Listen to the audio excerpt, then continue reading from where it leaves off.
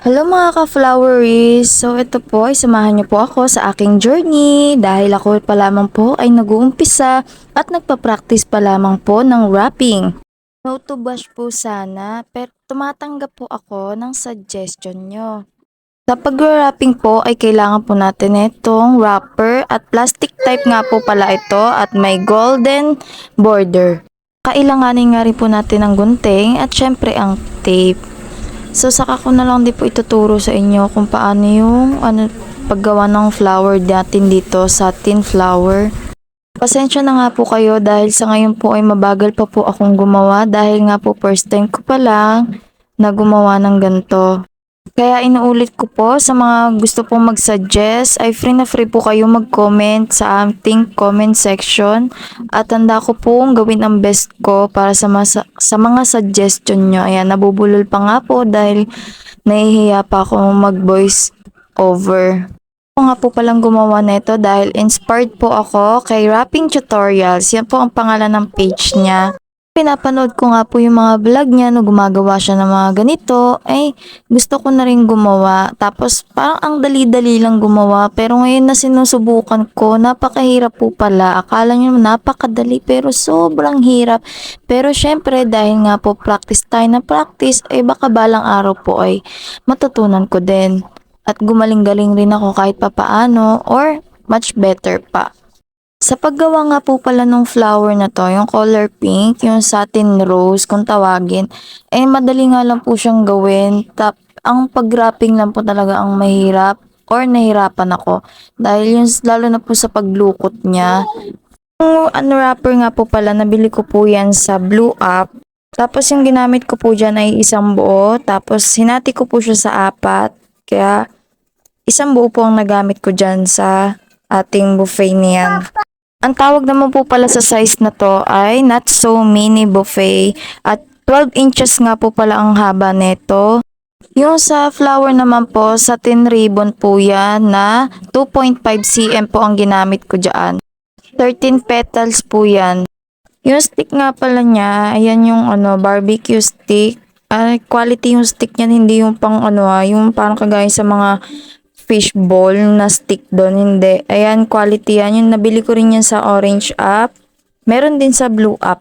Sobrang cute ng gantong buffet. Ang cute-cute niya. Hindi siya yung maliit. Hindi rin siya malaki. Yung sakto lang talaga. Good for Mother's Day din to. Perfect din na perfect yung color niya. Yung pink, tapos yung may blue, ganon. Pwede rin bestseller din yung daw, yung color violet or lavender yung wrapper. Uy, hindi rin to yung yung pwedeng pang Mother's Day lang. Pang Valentine's pwede din, pang anniversary, monthsary, pwede din to. Super cute nito. Lakas makasyalan nito. Baka sa tagal nito, napagagawa ko nito, baka maging flower shop na tong bahay namin. Siguro hindi naman ako aabuti ng 2 months sa pagpa-practice nito, no? Sobrang hirap ko naman siguro matuto. Grabe naman. Ang nakakatuwa lang dito sa sobrang baba ng halaga, pwede ka na makapag-start ng kahit ilang piraso lang ng ganito. Sabi sa mga tutorial na mga napapanood ko dito, pag nagpa-practice ka daw, dapat daw plastic type daw ng wrapper muna yung ginagamit mo para hindi ka malukutan or masiraan ng wrapper. So ayan, balik tayo dito sa binabalot ko. Ito yung last na papel ay wrapper. Ginupit ko to sa apat. Ito yung ipapangharap natin. Ayan. Pakadalian ko. Ito yung pangharap. Apakadali. Para ka nang nag-ano ng bulaklak. Ay, ng dito. Ng palda. Itong pangharapan, yan yung nagtatago sa stick. Or barbecue stick ng ating flower. No styro nga pala to. Or no box to ha. Walang karton to. Grabe, sinasabi ko sa inyo, sobrang nakakaaliw ng paggawa nito. Yung oras mo napatay, parang mabubuhay dahil sa paggagawa mo nito. Kung nahihirapan ka, mas natitrigger ka na mag-practice na para matuto. Grabe. Alam na alam ko yan kasi ganito yung nararamdaman ko habang gumagawa ako niyan. Grabe. Kakatapos mo lang gumawa, tapos maya isipin mo parang ang sarap ulit gumawa. Parang na-addict ka na sa paggawa netong buffet na to. Sa ngayon, mabagal pa gumawa pero sa susunod baka ano niya sa isang araw makakailan ka na makalagpas 100 na magawa mo sa sobrang bilis mo na dahil sanay na gumawa. Sa ngayon, ang meron lang ako ay yung pink na ribbon, violet na ribbon, tsaka yung blue na ribbon. Tas yung wrapper, light blue, light or ano ba yun? Lavender, tapos yung pink. Pero sana sa susunod, pag may may income na talaga na para dito, madagdagan ko pa yung kagaya sa iba, magawa ko yung ibang mga may mga mesh, 'di ba? Ang sarap din manood din sa may mga budget na mga nagba-vlog no na may iba-iba na silang pambalot, tapos sa isang balot nila may mga pang-design sila, yung pangtabi sa sa flower para hindi yung flower lang ang laman ng wrapper mo. Ganun. Sana sa susunod pag nagka-budget, madagdagan ko din 'to. Yun yung tawag doon yung yung mga mesh, 'di ba? Ayan. Tapos yung wrapper siya na plastic tapos nag-iiba-iba yung kulay niya pag ginagalaw-galaw mo. Nakalimutan ko kung anong tawag doon. So ayan, isa din yan sa mga pinag-aaralan ko yung mga tawag sa mga wrapper, sa mga pang nila design, ganun. Pinag-aaralan ko din yan sa ngayon. Ngayon, padarating na yung yung Mother's Day. Parang gusto ko magbenta ng ganito. Alam mo yun, kahit hindi pa ako magaling sa pag-rapper, pero nagmukha naman ding buffet yung gawa ko. Kaya gusto kong ibenta.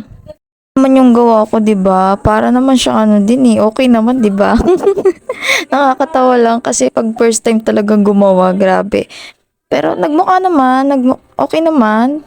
Sa tingin ko ha. Walang tiwala sa gawa, no? Uy, pero hindi. Sa ngayon lang yan, di ba? Pero siguro pag nagtagal-tagal na ako, hindi naman yun sa sobrang tagal. Syempre, matututunan ko din yan. Fast learner naman ako. Ang secret dyan ay yung wag sumuko. Practice lang ng practice. Ganun. Wala namang bagay na hindi natututunan. Lahat talaga natututunan, lalo na kapag pinapractice mo or sinusubukan mo, 'di ba? Matyaga ka sa isang bagay na talagang gusto mo. Kung gusto mo, desidido ka talaga na gusto mo, pag-aralan mo. Wala namang isang lang matututo ka na kaagad. Kailangan tiyagaan lang talaga. Ako, lalo pa, dito lang ako sa bahay, bantay ng mga alaga ko, ayan. So, habang nagbabantay, ayun, syempre, gusto ko may pagkakakitaan din ako, yung sarili ko. Kaya, simulan na napanood ko to, yung paggagawa na ito, sinubukan ko na. Ngayon, pinapractice ko, para pag natuto ako, baka sunod yun, may flower shop na ako, Charis. Baka sunod, maging aladangwa na itong bahay namin, Diyos, charot lang. So, balik tayo dito sa ginagawa ko. Naglalagay na nga ako ng ribbon. Sinunog ko nga pala yung mga dulo-dulo nito para hindi maghimulmol. Yan, di ba?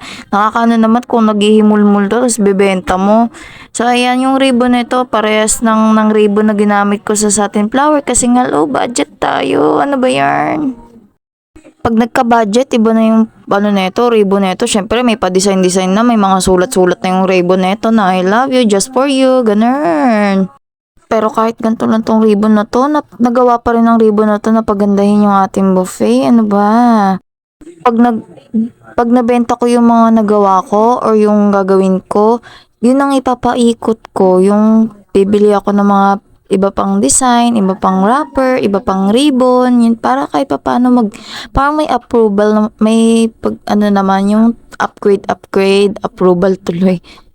Improvement, yun. Improvement yung gusto kong sabihin napunta sa approval. Ano to, may business na na kailangan ng approval. Sa ngayon, ang meron pa lang tayo, adjustment. Ayan, adjustment kung paano natin yung papagalingin tong kamay natin sa pag-wrapping, di ba?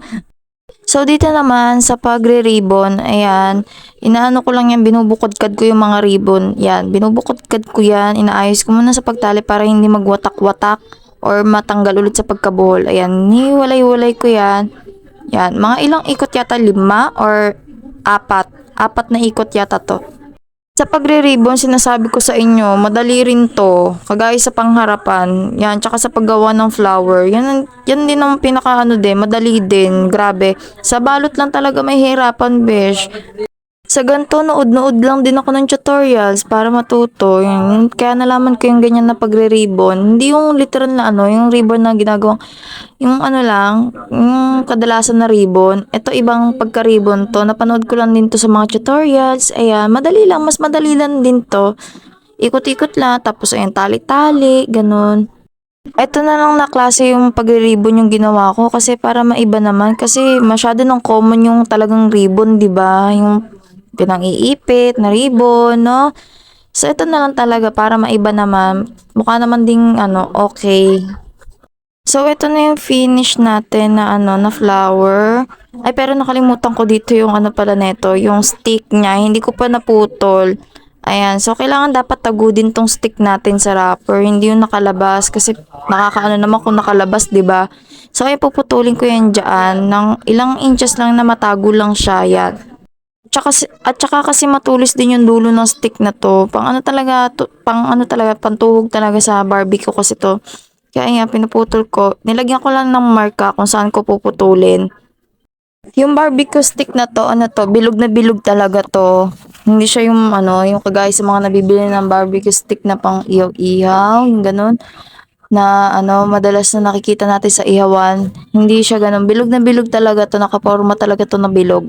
So ayan, konting ayos-ayos dito sa ilalim, sa taas, sa mga flower niya, ay sa flower niya. Konting ayos-ayos para magmukha namang kabenta-benta tong ating buffet, cherries. At ayan na nga, charan! Mukha namang kabenta-benta, 'di ba? Ayan, tago na yung sticks niya. Yung sa gilid, ayos-ayusin pa yan. So ayan, yun lang. Salamat sa panonood.